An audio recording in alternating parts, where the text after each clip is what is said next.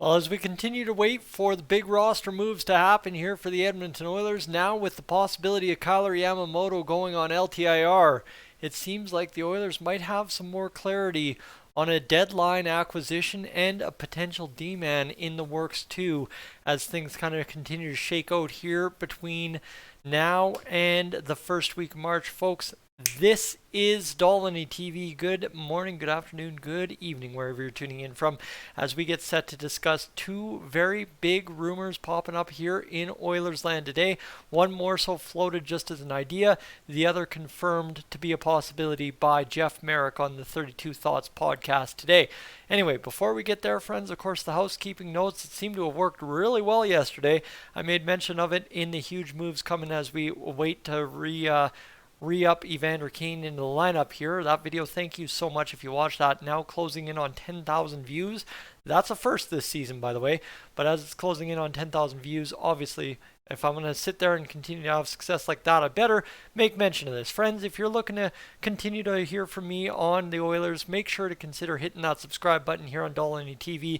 We just recently crossed over 10,000 subscribers, which if you're one of them, thank you so much. And now healthily, after one day, well on our way to the next 10, 15, 20, whatever it's going to take. All right, enough about the subscribers. I don't need to worry about that too much. We achieved the goal. We're good. We need to worry about, first and foremost, Bo Horvat, and this name floated by the Oilers Nation. This is kind of be a name that usually I would float before any rumors really shake out, but Ivan Provorov of the Philadelphia Flyers, who we also learned about a week ago, is available for trade according to some circles within the hockey community. So that's where we are at right now. Two guys that, hey, look at this, right? Bo Horvat, that's a big weapon up front. Hey, Dolynny TV talked about this near the start of the season when it became evident that Bo Horvat may want out from the Canucks situation when the Canucks had blown, 7 straight leads or something, to lose a whole bunch of games straight off the start of the season after losing to the Oilers on opening night at Rogers Place. So that's where we sit right now, right? We look at that, we talk about that, and we get this going. Well, okay, we're still in the midst of trying to figure out how to get Evander Kane onto the roster. Markus Niemelainen sent down today, if you're looking for the only real news or the Oilers roster moves today. That's the only one that happened, which was a foregone conclusion in absolutely everybody's mind. But now, right, as we're already talking, well, Evander Kane comes back. Now we're talking about adding Bo Horvat. We're talking about adding Ivan Provorov. Whoa. Slow down. Where the heck are we getting all this salary from to do this? Well, here's the thing, all right? As mentioned by Jeff Marek on his 32 Thoughts podcast today, is that the Vancouver Canucks, if they are going to trade Bo Horvat, the sense is, according to Jeff Marek, they are looking for roster players in return. They don't want futures. They want roster players for a guy like Bo Horvat. Now, Bo Horvat, sitting in that $5.5 million salary range this season, has to sign a deal in the summer. It really depends here on what the Oilers are looking to do with such a guy. Jeff Marek made mention that with Leon Draisaitl's future coming due here in Edmonton over the next few years, Connor McDavid, not mentioned in the article by Oilers Nation, but also kind of not mentioned but mentioned in terms of what happens when the Oilers start moving on with their big guns aging.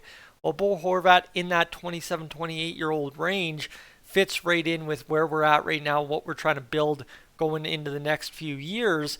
So, right, if he's the kind of guy that outlasts Leon Draisaitl or Connor McDavid in Edmonton, that's not worst case scenario for a guy who is putting up a career best season at the same time where Ryan Nugent-Hopkins is, and you've got Zach Hyman secured. So there's a whole bunch of kind of back behind the scene metrics that really make sense for the Oilers here that, you know what, they might want to acquire Bo Horvat and then keep him around. The only thing that scares you off is what's he going to ask for a salary come the end of the season, or if you sign him during the rest of the NHL season.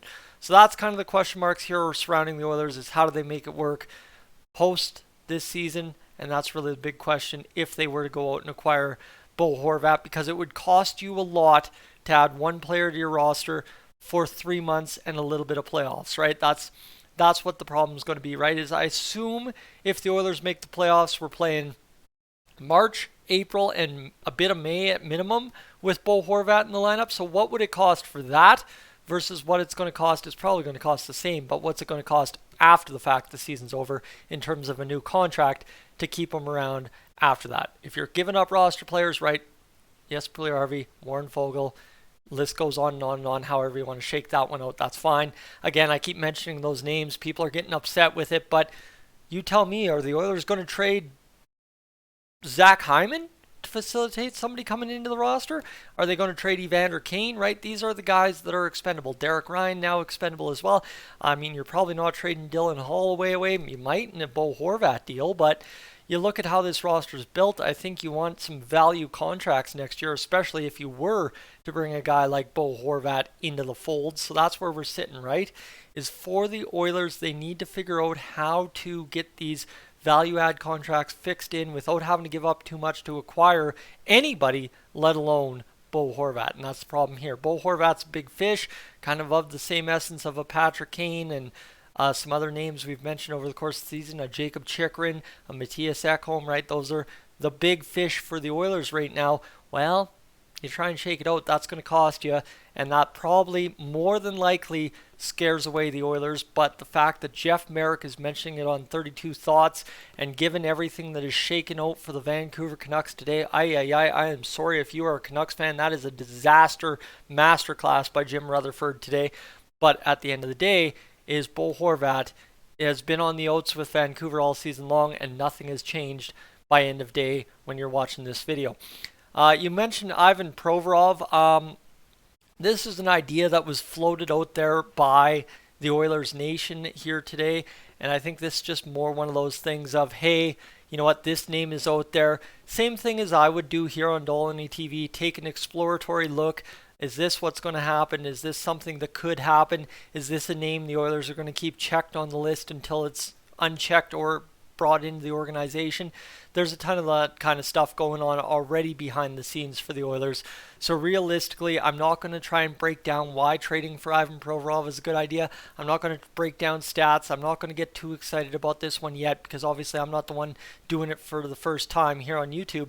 What I am going to say about Ivan Provorov is add him to the list, right? For the Oilers, you add on, right? You've got right now Jacob Chychrun, Matthias Ekholm, Gavrikov, Edmondson, Gudas, Provorov. Add to the list all you want. Klingberg's probably still on there realistically, whether you like it or not. And you suddenly start looking at this list of guys within the organization list that could possibly make this blue line better. Well, now just for some silly reason or another, whether it's smoke, fire, combination, spitting fan rumors, whatever you want to have it, add Ivan Provorov to list just in case. Hey, kind of like how I added this Bo Horvat name at the start of the year to the list, and now it's cropping up. Hey, there actually could be a fit here. Not me, some YouTube guy with 10,000 subscribers saying there could be a fit here. No, Jeff Marek of Sportsnet, Jeff Marek of the 32 Thoughts podcast saying, hey, there could be a fit here for the Edmonton Oilers and Bo Horvat, plus a trade to be made from the Vancouver Canucks. So that's kind of where we're at today. Is it's another one of those days where I think more or less, because of the way the Oilers have played this season, they've always constantly been kicking the ball down the road further, right? If indeed Kyler Yamamoto does go on LTIR for the next couple of weeks, that again kicks the ball further down the road for them to either trade Puljujarvi, Foegele, Ryan, make the proper moves to realistically make the salary fit. So right now, though, if you put Yamamoto on LTIR to make Kane fit, all you're doing is shuffling around money that logically doesn't free up anything for you, and you continue to chase yourself to the trade deadline before you take the final form of the Edmonton Oilers for the 2022-2023 season. Whether that does include on deadline day acquiring Bo Horvat maybe a couple days before, who knows. But you have to somehow figure out, whether you trade for anybody, how to make this roster fit without some of these players, because you're not going to be able to do it unless you continually have guys on the shelf for long periods of time. So that's where we're at right now. Is it's all fine and fancy and dandy to talk more trade rumors, and I'm glad to do it because I love doing it here on YouTube. That's one of my favorite things to talk about, is how to improve this Oilers team, how to make the puzzle pieces fit. But until you do it with the current roster, you can't actually start worrying about it. And that's kind of what the Oilers have been doing by punting the ball down the road every couple of weeks with the LTIR usage, money, and players going on the shelf, off the shelf. And today, right, is a day we expected some big move.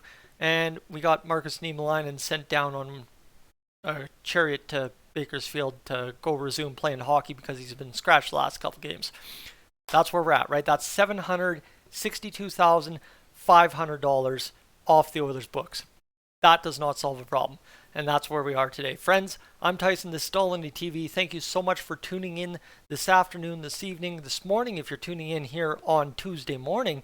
Glad to have you along, but we will talk to you at another point in time, probably tonight, if there is any other news coming about for the Edmonton Oilers. Have yourself a great night. I am up on Oda here.